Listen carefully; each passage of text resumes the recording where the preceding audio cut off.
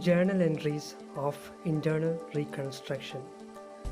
First one, when face value of shares is reduced, share capital debted to capital reduction account. Second one, when only paid up capital is reduced, share capital debted to capital reduction account. Third one, when any balance of reserve account debted to capital reduction account. Fourth one, if any sacrifice made by debenture holders, debentures debted to capital reduction account. Fifth one, if any sacrifice made by creditors debted to capital reduction account. Sixth one, decrease in the value of liability debted to capital reduction account. Seventh one, increase in the value of liability, capital reduction account debted to liability.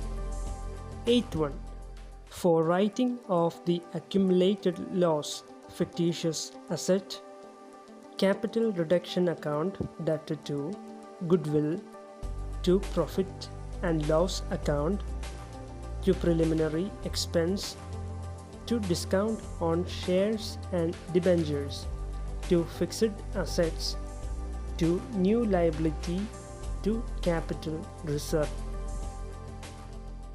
Internal reconstructions എന്ന ചാപ്റ്ററിൽ 5 മാർക്കിന് പരീക്ഷയ്ക്ക് ചോദിക്കാവുന്ന 3 questions. First one is difference between internal and external reconstruction.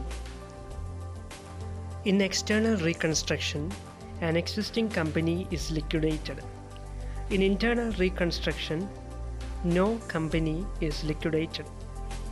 In external reconstruction, a new company is formed. In internal reconstruction, no new company is formed. Second one, internal reconstruction versus amalgamation.